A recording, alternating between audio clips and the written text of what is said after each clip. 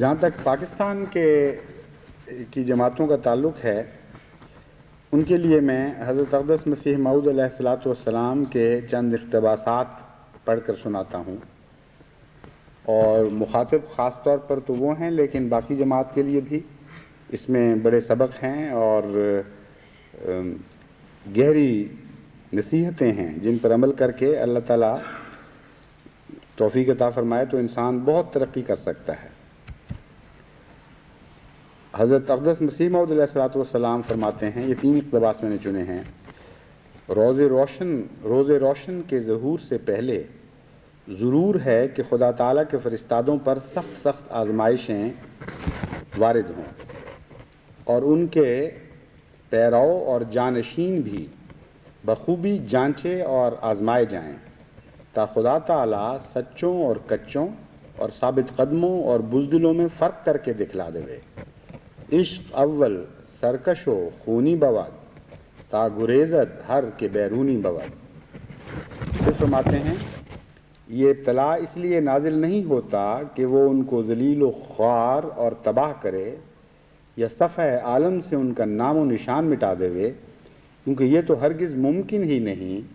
کہ اللہ تعالیٰ اپنے پیار کرنے والوں سے دشمنی کرنے لگے اور اپنے سچے اور وفادار عاشقوں کو ذلت کے ساتھ ہلاک کر ڈالے،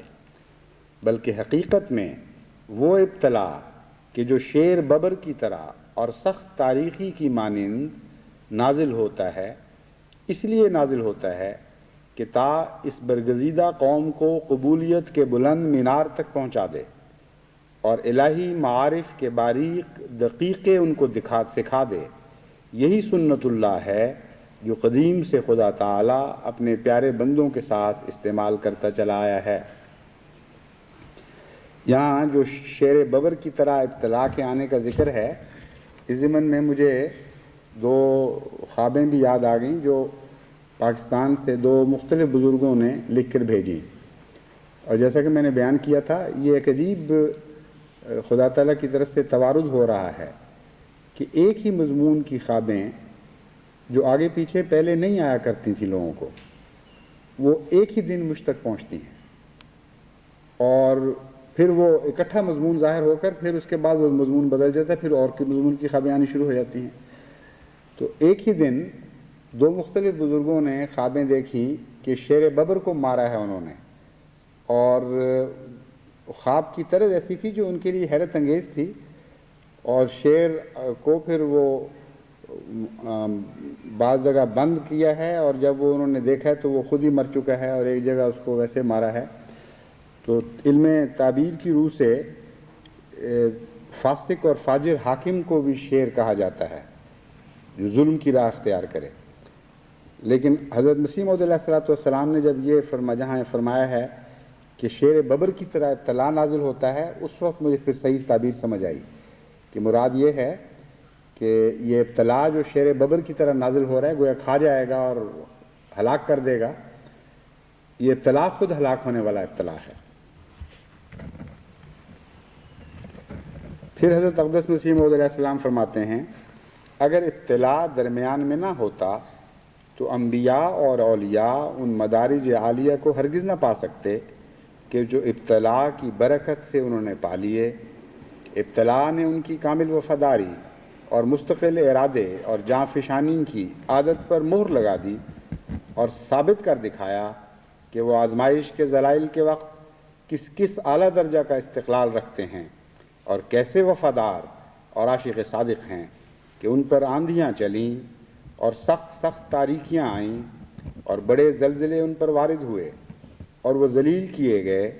اور جھوٹوں اور مکاروں اور بے عزتوں میں شمار کیے گئے اور اکیلے اور تنہا چھوڑے گئے، یہاں تک کہ رحمانی مددوں نے بھی جن کا ان کو بڑا بھروسہ تھا کچھ مدت تک منہ چھپا لیا، اور خدا تعالیٰ نے اپنی مربیانہ عادت کو یکبارگی ایسا بدل دیا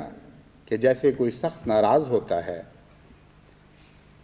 اور ایسا انہیں تنگی اور تکلیف میں چھوڑ دیا کہ وہ گویا وہ سخت مورد غضب ہیں،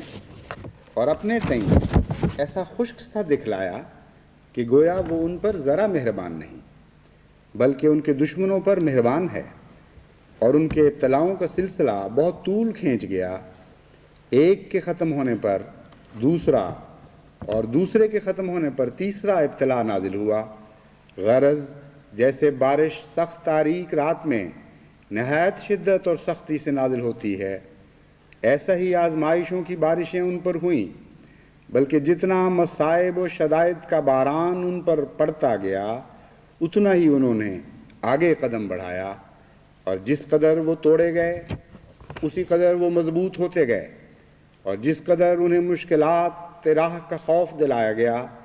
ان کی ہمت بلند اور شجاعت ذاتی جوش میں آتی گئی۔ بالآخر وہ ان تمام امتحانات سے اول درجے کے پاس یافتہ ہو کر نکلے اور اپنے کامل صدق کی برکت سے پورے طور پر کامیاب ہو گئے، اور عزت اور حرمت کا تاج ان کے سر پر رکھا گیا، اور تمام اعتراض نادانوں کے ایسے حباب کی طرح معدوم ہو گئے کہ گویا وہ کچھ بھی نہیں تھے۔ پس اے پاکستان کے مظلوم احمدیوں، تمہیں مبارک ہو کہ بلند ہمت اور شجاعت ذاتی اور العزمی کے وہ آثار تم سے ظاہر ہو رہے ہیں کہ وہ وقت دور نہیں جب اول درجے کے پاس یافتہ ہو کر تم ان ابتلاؤں سے نکلو گے۔ اول درجہ کے پاس یافتہ ہو کر تم ان ابتلاؤں سے نکلو گے، اور عزت اور حرمت کا تاج تمہارے سروں پر رکھا جائے گا۔ وہ دن لازماً آئیں گے کہ مسیح دوراں کو کانٹوں کا تاج پہنانے والے خود کانٹوں میں گھسیٹے جائیں گے، اور ذلت اور رسوائی کا تاج ان کے سروں پر رکھا جائے گا۔